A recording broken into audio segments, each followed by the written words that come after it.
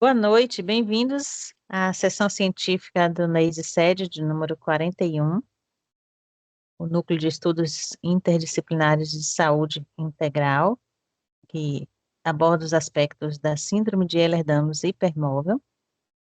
E hoje nós teremos o artigo apresentado pela estudante Catarina Reis Paixão, acadêmica de medicina da AFIA, do sexto semestre, orientado pelo Dr. Paulo Raimundo Rosário Lopes, cujo título é Em que medida os músculos e tendões influenciam o custo metabólico e a tolerância ao exercício na síndrome de Ehlers-Danlos hipermóvel e nos distúrbios do espectro da hipermobilidade? Catarina, a palavra está contigo. Aproveite. Obrigada, professora Cássia. Boa noite a todas e a todos.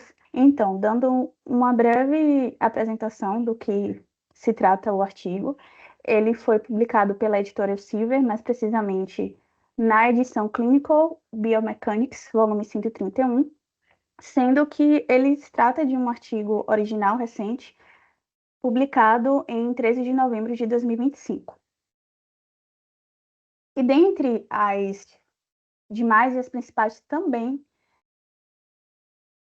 motivos que me fez escolher este artigo, não somente o fato de ele validar já algumas hipóteses que já vinham sendo discutidos entre a síndrome de Ehlers-Danlos, mas ele também realiza alguns testes experimentais diretos no público-alvo, e a partir desses experimentos, cabe destacar que a hipermobilidade articular, ela veio sendo associada a maior gasto energético ao caminhar e a dor autodeclarada, bem como vem se manifestando com redução da rigidez do tendão de Aquiles. Vale lembrar que o tendão é justamente ele que faz a ligação com o osso e o músculo, e da força muscular.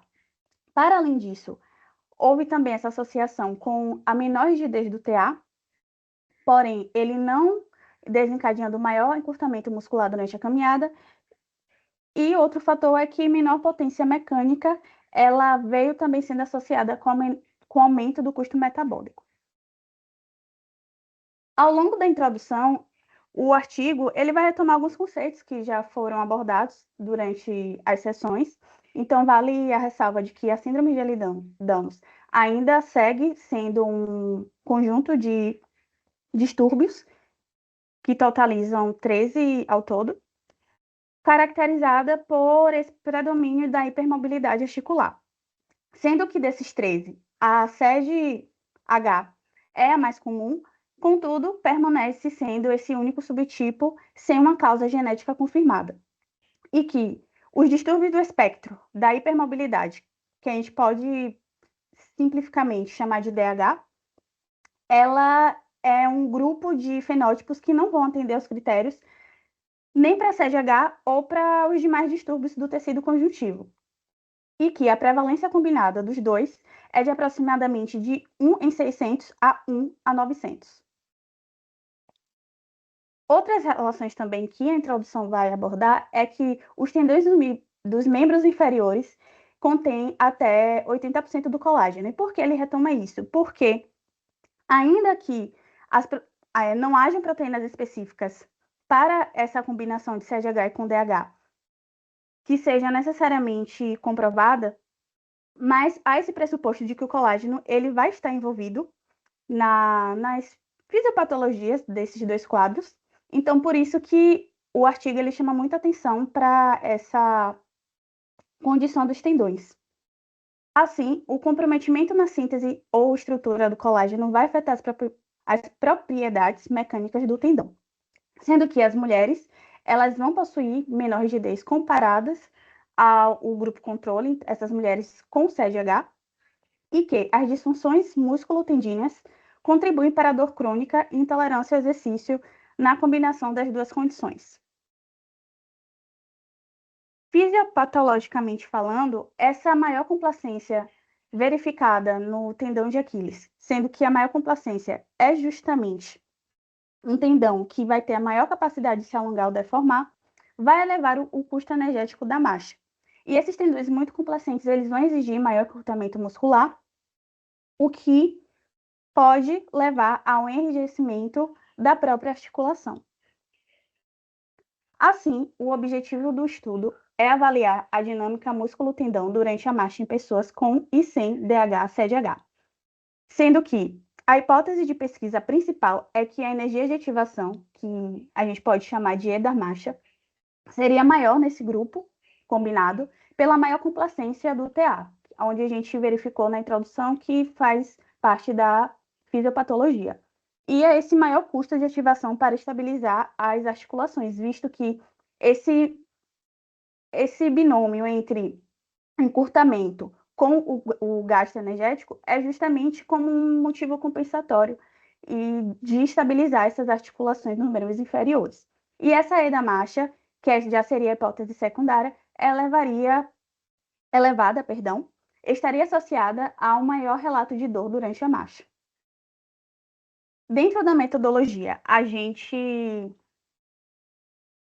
percebe que, dentre dos 22 participantes que vieram dessa pesquisa, isso dentro de uma clínica especializada, lembrando que foram testes experimentais realizados, 11 participantes, eles possuem CDH, sendo que a faixa etária é de 18 a 50 anos, e DH apenas um, sendo que o grupo controle, ele foi a metade do grupo de CDH. E todos deveriam ter a capacidade de caminhar maior ou igual a 30 minutos. Isso dentro do critério de inclusão. Já no critério de exclusão, necessariamente doenças graves, ou seja, cardiovascular, neurológicas, musculoesqueléticas, ou participantes que estivessem em uso de fármacos que interferissem no teste de exercício, que foram um dos testes experimentais, histórico de tabagismo ou limitação à atividade física.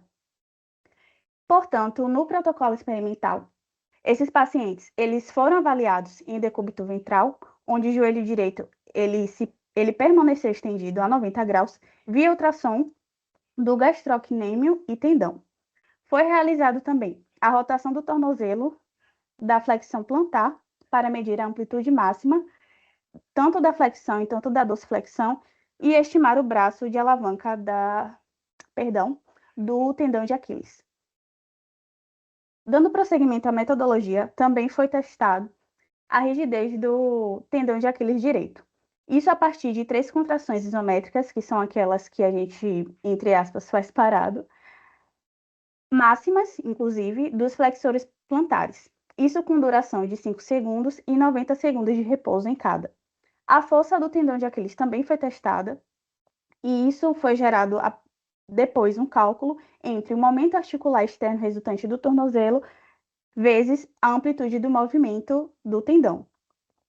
Notou-se também que a rigidez do TA também poderia levar a uma formulação da força aplicada e do alongamento dela mesma. Então, isso mais para frente a gente verá nos resultados.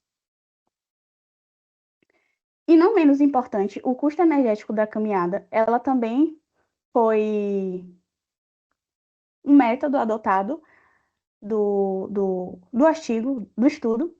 Então, foi realizada uma caminhada na esteira por 10 minutos, com aumento progressivo da velocidade a cada 30 segundos. A partir disso, cada participante ele escolheu uma velocidade de caminhada preferida a partir da redução dessa velocidade. Após esse achado, foi realizado mais 3 testes de caminhada, sendo que cada um de 6 minutos e com essa VCP, que é a velocidade de caminhada preferida, de 80%, 100% e 120%, com 2 minutos de descanso cada. E a cada final desses 2 minutos foi avaliado a dor desse teste por uma escala visual analógica. Por último, a e-caminhada, ela também foi formulada a partir da medição do volume de oxigênio e do gás carbônico expirados nos 2 minutos finais também de cada teste. Houve também a eletromiografia e também alguns cálculos pertinentes à cinemática e à cinética desse tendão. Então, desse tendão / tornozelo. Então, na eletromiografia MG, houve a medição da ativação muscular da perna direita, e tem esses grupos musculares, ou seja, o gastrocnêmio lateral, sóleo, tibial anterior e fibular longo, durante a marcha. E já nessa parte mais biomecânica, a potência do tornozelo ela foi calculada a partir do momento de flexão plantar resultante, com a velocidade angular da articulação do tornozelo, bem como o armazenamento e retorno da energia da TA a partir da força e do alongamento na fase de apoio.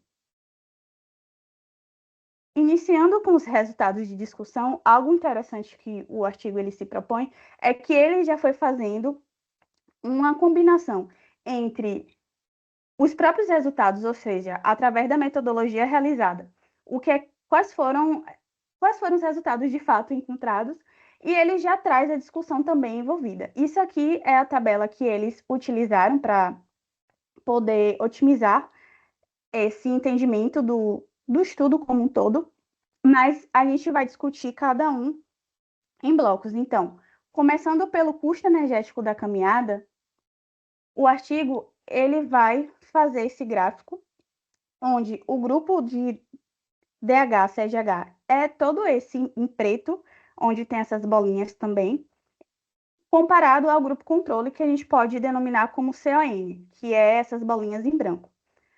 E a partir disso, os autores, na verdade, eles observam que a energia de caminhada acaba sendo maior comparado ao grupo controle e que a relevância clínica de maestria é de fato que há maior demanda energética da marcha em pacientes com DH, CDH.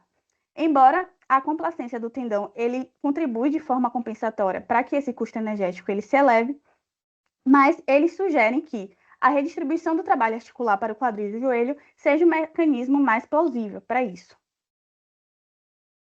Dando continuidade, a dor que foi avaliada pela escala visual analógica é obviamente perceptível que pacientes com o CDH e o DH, eles vão possuir muito mais comparado ao grupo controle, e isso aumenta com a velocidade da marcha. Então, o aumento da dor, particularmente nessas velocidades, vai ser consistente com o aumento da ativação muscular, juntamente com a coativação necessária para que haja essa estabilidade, o que sugere, segundo os autores, uma estratégia neuromuscular compensatória novamente, e não apenas a mecânica em si do tendão, mas como uma contribuição para a dor e redução da tolerância à caminhada.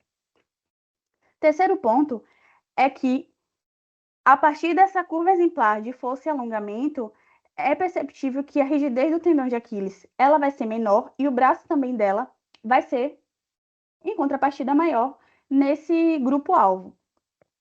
E a relevância clínica que o estudo nos traz é que, embora esses tendões eles possam aumentar o trabalho muscular e o custo metabólico, não é observado um aumento significativo no trabalho das fibras musculares ou no próprio custo metabólico.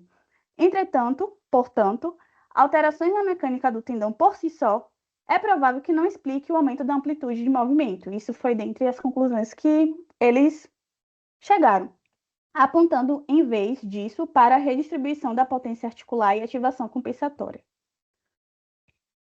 No penúltimo tópico, dentro dos resultados de discussão, eles abordam que a ativação do músculo sóleo e do gastrocnêmio, eles vão ser maior na CDH e na DH durante a carga. E isso pode-se dizer que a maior ativação dos flexores plantares vão refletir no enrijecimento compensatório para estabilizar as articulações hipermóveis, embora aumente a demanda metabólica, proporcionando estabilidade articular crítica, entre aspas, ajudando a explicar tanto a maior amplitude do movimento quanto maiores índices de dor observados.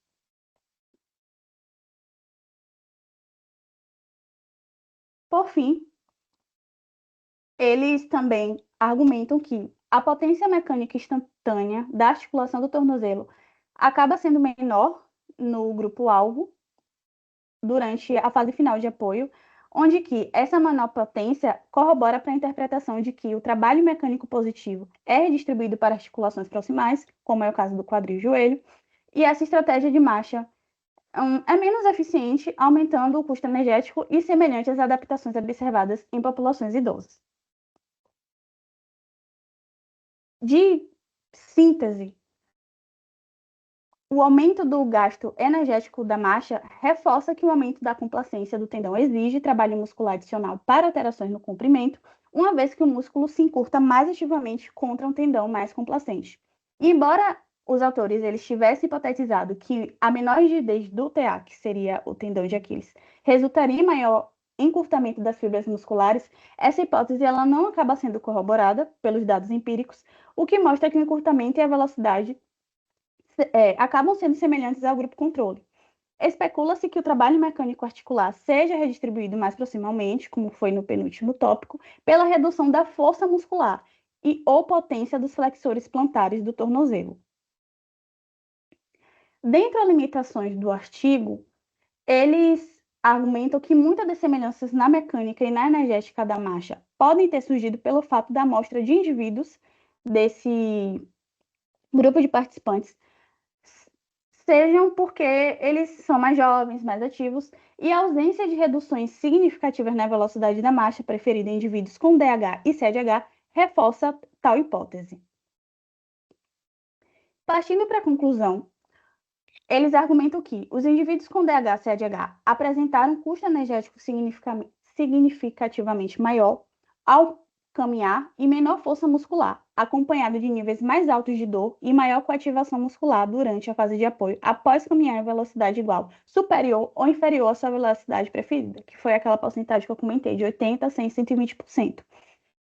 Além disso, menor fraqueza e maior ativação muscular provavelmente contribuem para maior fadiga e outros sintomas característicos em DH-CDH. E é isso, pessoal. Espero que tenham gostado e muito obrigada pela atenção de todos.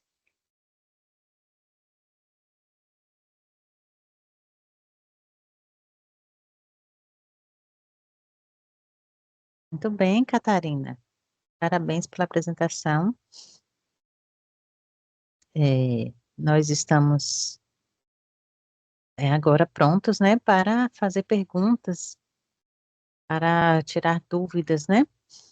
Esse artigo é muito importante, o que você mostrou, né? Eu particularmente senti na pele isso com a minha filha nesse último verão, que nós fizemos uma caminhada longa, e por conta dessa caminhada longa, a gente percebeu a dificuldade dela na caminhada, apesar dela ser jovem, né? Mas a instabilidade foi percebida a tal ponto que a gente teve que dar uma parada, ela continuar de ônibus, por exemplo, e eu fazia com ela, né, de ônibus, uma parte da caminhada, porque a instabilidade gerou comprometimento, no caso, no joelho, né? Mas já teve situações também de causar comprometimento na bacia. É interessante o que você nos trouxe, né, desse trabalho. E gostaria, então, de abrir para perguntas, né? Quem tiver perguntas específicas do artigo, aí eu gostaria de agradecer. Depois a gente faz os agradecimentos, né? Mas gostaria que você colocasse na primeira, no título do artigo, depois a gente volta para fazer os agradecimentos e para concluir, tá bom? Pode ser? Deixar no início e a gente abre então para as perguntas. Um artigo rápido, né? E ao mesmo tempo relevante, né? Você vê Sim, que sim. com É que, poucas. Ah, pode falar, Pro. É que justamente isso, ele foi bem, assim, despojado no sentido de trazer os resultados e a discussão em uma mesma temática.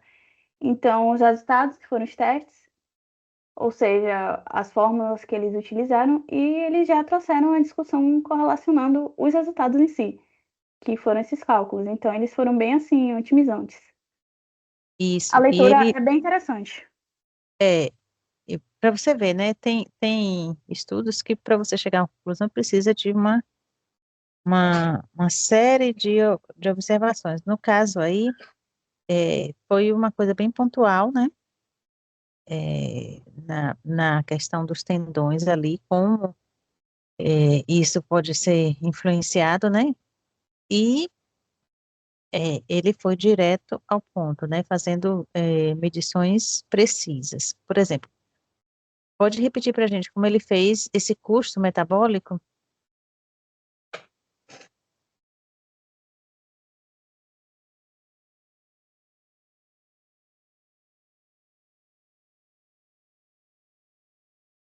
É, Aqui, pronto.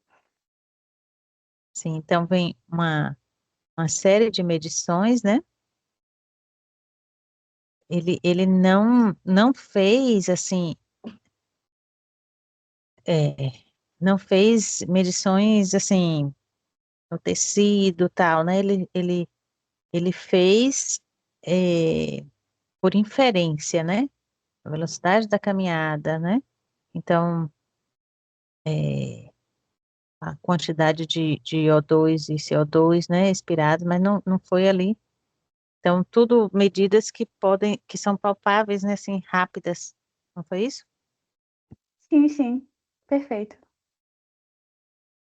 E aí ele dá a conclusão baseado no entendimento já do metabolismo, né? Então, quanto mais está expirando CO2, então mais os tecidos estão trabalhando, né? Estão produzindo CO2 e tal. Então, muito interessante. Fez um resultado eh, bem rápido e palpável. Mas você ia te falar alguma coisa, eu te cortei. Não, não, Pro. Pode continuar. Certo. Então, foi um estudo a população foi bem pequena, não? Você acha que dá para extrapolar? Foram 22 ao todo, sendo que a metade foi grupo controle. E eles falaram dentro da limitação que por ter sido a amostra por jovens e mais ativos, talvez tenham, digamos, se aproximado em alguns resultados com a população do grupo controle. Então não teve tanto extremo como, por exemplo, se fosse com outras populações que não fosse tão assim aparente do grupo controle. Será que nesse caso, assim, por eles serem ativos, eles esconderiam a dor? Eles é, sentiriam menos dor? Ou não sente dor no caso aí? A, a É, avaliação da, né? realmente.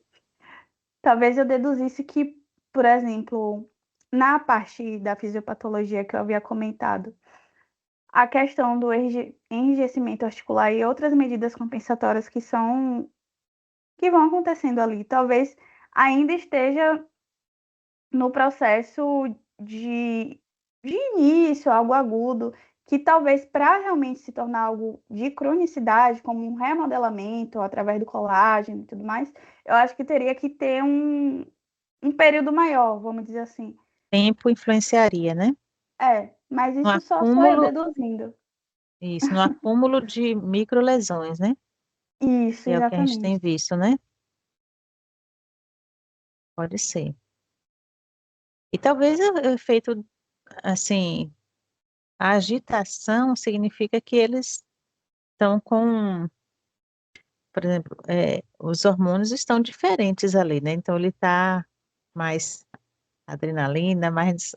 Então ele está, assim, coisas que mascaram dor, né? Então isso influencia Sim, também, né? sim, concordo. Esté tem uma pergunta. Boa noite, Catarina. Boa noite. Parabéns pela ótima apresentação.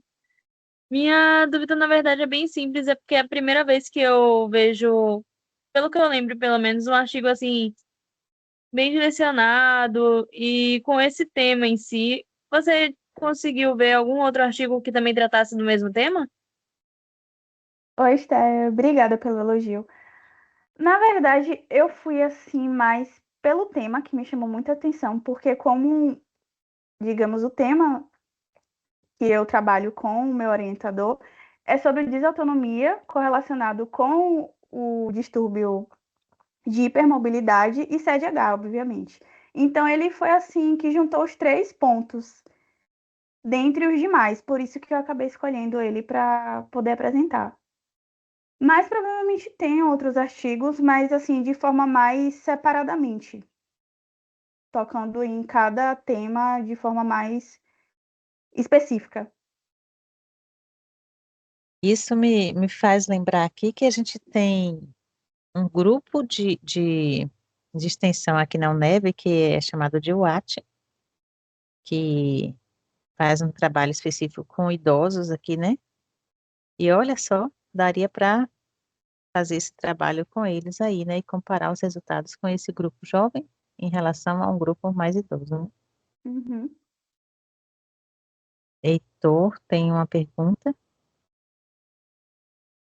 Isso. Boa noite. Parabéns, Catarina, pela apresentação, muito boa. A minha dúvida é sobre a gestão da dor, que, visto que a dor aumenta significativamente em velocidade de marcha mais altas, quais seriam as recomendações ideais de intensidade de exercício para esses pacientes, para buscar um equilíbrio entre o condicionamento e a tolerância à dor? No caso, você já se refere ao tratamento? Sim, o artigo trouxe alguma coisa relacionada a isso? Não, infelizmente não. Indicação. Não, não. Só trouxe Que só a os calma resultados acaba da sendo. dor. Perdão, pode terminar. Só trouxe só os resultados da dor mesmo? E acaba que além de ser uma amostra relativamente pequena, são de jovens. Então, eles, não sei se foi exatamente isso o viés que fez com que eles finalizassem o trabalho somente mesmo fazendo essa inferência dos resultados, sem necessariamente a intervenção, embora seja um artigo original, então cabia até para eles trabalharem com isso. Mas eu vou ficar te devendo essa pergunta. Tá certo, A não então. ser que eles tenham feito um outro artigo, tenham dividido o trabalho, né? E tenham publicado É, depois uma fase de É, intervenção. uhum. Que eu acho muito, assim, espaço curto de tempo, porque ele foi publicado em novembro e ele só foi aparecer no PubMed agora em janeiro. Então, eu acho que para ensaio clínico, talvez, pouco tempo, né? Porque a maioria dos resultados, por mais que tenha sido dentro de uma clínica, eles foram calculados. Então, assim, não exatamente envolver os participantes continuarem ali dentro da clínica. Tanto que eu não coloquei especificamente na apresentação, mas todos esses achados, eles foram testados nos pacientes em apenas um dia. Então, para que haja ainda essa particularidade do tratamento, eu acredito que teria que ter mais tempo para poder envolver os pacientes novamente, mais dias, mais métodos. Mas eu achei interessante que eles publicaram assim, sem ter tido essa continuidade. Então, isso dá a entender que é tipo assim, olha, não tinham chamado atenção para isso. Uhum. Realmente, pacientes que têm ehlers-Danlos vão ter uma dificuldade maior no equilíbrio, né, em função da própria constituição dos tecidos, né? Então, vai comprometer a marcha, então, tudo, assim, como se fosse assim, abrindo uma linha de pesquisa, né? Sim, sim. Abrindo uma linha para que tem muita coisa para ser estudada. Tipo assim, a gente não prestava atenção nisso,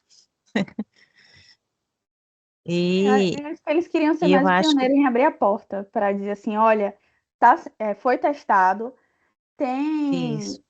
tem, tem as hipóteses, e agora é hora de partir para intervenção em si mesmo. Eu Acho acho que é que mais um chamado para isso. é, talvez seja o próprio grupo que vai dar continuidade, né? Aumentar o número de pacientes e tal, mas eles já querem já marcar o território, né? Tipo assim, a gente está estudando isso. Sim, sim. Penso da mesma forma. Até porque eles comprovaram, né? E talvez eles queiram, tipo assim, eles começaram com esse grupinho e vão fazer uma coisa com mais tempo, né? Mas também a ideia assim, de lançar logo para ser publicado, lança aquela ideia, ó, precisa ser estudado isso em outros lugares, em outros grupos, né? Sim, sim. Como sempre, né, Prancha? É, Concordo. mas muito bom isso aí, chamar a atenção. Mas deve ter estudo, sim. Esse foi em qual país, qual grupo? Eu não vou te dar plena certeza, mas eu acredito que ele é americano mesmo. Pode botar o começo. Tem os autores, não, né? Pelos autores a Hum, gente. uhum.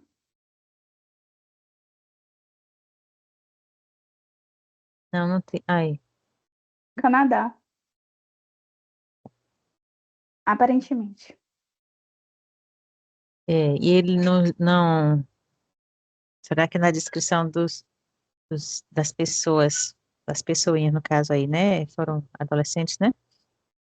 É, ou não necessariamente, só falou que eram mais jovens, né? Uhum. É, eles caracterizaram a população geneticamente assim, de origem? Falaram não, né? Nos resultados ou na Não, quando metodologia? ele diz quem são as pessoas. Eles fizeram sim um esquema, mas eu não achei tão relevante trazer. Eles separaram em sexo e idade. Tanto o grupo controle quanto o grupo de Mas não trabalho. houve diferença, né? Pelo visto. Pelo visto, não. A idade não foi. Mas de 18 a 50 anos, ele chamou relativamente jovem, tá bem disperso, não? É, mas pode ter sido só um participante. Isso aí eu teria que ver na Mas o íntegra. N muito pequeno, 11. É, é só um estudo mesmo para chamar a atenção para alguém fazer É, alguma sim. coisa sobre isso. Sim.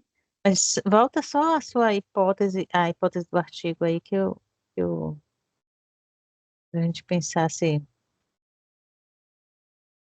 Só corrigindo aqui, viu, Catarina?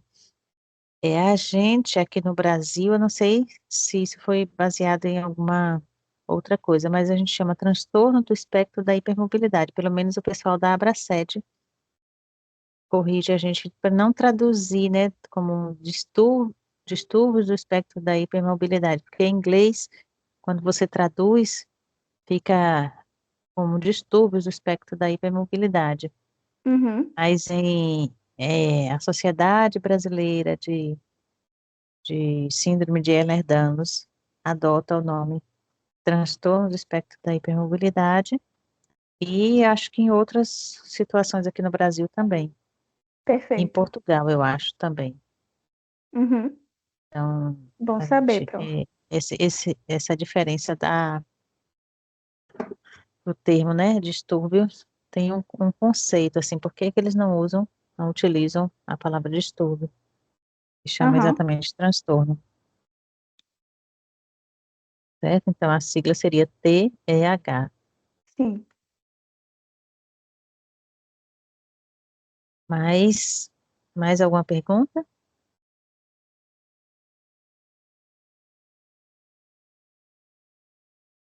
Oi, eu tenho. Vocês entraram no tópico falando sobre que a pesquisa foi mais em pessoas que são jovens. E daí eu fiquei pensando se a reserva muscular desses jovens é o que permite o que foi citado sobre a redistribuição proximal do trabalho da articulação, foi mencionada no artigo. Mas, pensando em pacientes idosos, será que eles teriam essa capacidade? Tipo, ou eles iriam entrar numa exaustão assim, muito precoce, digamos assim. Eu acho que, no sentido de pensar como nos idosos, eu acho que faz sentido, né? Aí pensar sobre essa compensação sem entrar. Eu acho que não teria como. Eu não sei se vocês entenderam a minha pergunta, mas é só a questão de como cheguei nessa ideia de pensar na relação, já que é um perfil ativo, e como isso relacionar com os pacientes mais idosos. Perfeito, Caroline. Olha, se eu for lhe responder a partir do artigo, ele, na verdade, faz uma associação até que similar com a população idosa. Quando ele traz, assim, que a estratégia de compensação da marcha acaba sendo menos eficiente ao custo energético aumentado, vai acontecer adaptações ali nesse elo músculo-tendão, similar ao público idoso. Então, eu não sei exatamente se, de fato, a reserva muscular ela acaba contribuindo para o público que foi em si estudado, que embora ali, como a professora falou, de 18 a 50 anos, foi até, a gente olha assim, nossa, foi até assim que grande, vamos dizer, a faixa etária, mas nem tanto, segundo os autores, para eles foram jovens. Então, não teve assim tanta discrepância, não. Consegui te responder? Conseguiu, conseguiu. Ah, Obrigada, viu? ótimo. Imagina. No caso, eles consideram jovens porque a idade do idoso é a partir de 60, né? Essa Uhum, considerar idoso. Então, entendi, talvez Pro. nesse aspecto. Mas eu achei assim, a faixa larga, né? De 11 a 50. Então, cabe muita. Para 11 pessoas, então não dá para fazer tantos subgrupos, né? Sim, sim. Se fosse um estudo maior. Mas eu acho que esse tipo de estudo merece ser repetido em condições diferentes, merece ser ampliado, né? Merece se fazer a comparação de diferentes faixas etárias, principalmente incluindo idosos. Lembrando que quanto mais tempo que está sujeito à instabilidade articular, né, mais consequências vão surgindo, né? Então já chega na fase adulta e idosa já com coisas que vão impedir, às vezes, até alguns movimentos, né?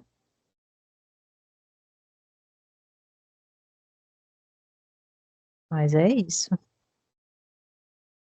Mais alguma dúvida?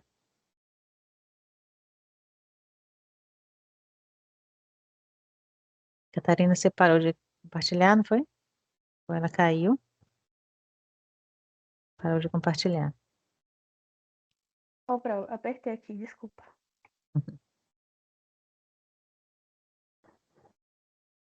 Então, se não tem perguntas, nós podemos concluir, então? Por mim, tudo bem. Então, gente, vamos concluir a sessão científica do NEIS e SED, de número 41. Agradecemos a participação dos ouvintes, dos espectadores, e agradecemos as perguntas, participação ativa.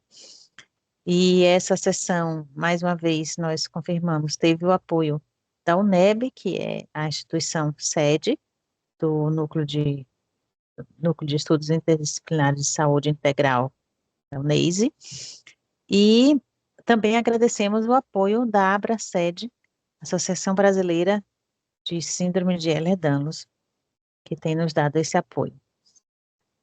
Nós ficamos por aqui, nos sigam nas redes sociais, temos elas aqui listadas nesse slide, incluindo também o Spotify, e estão todos convidados para a nossa próxima sessão, para discutirmos a ciência relacionada à síndrome de Ehlers-Danlos e Hipermão. Obrigada.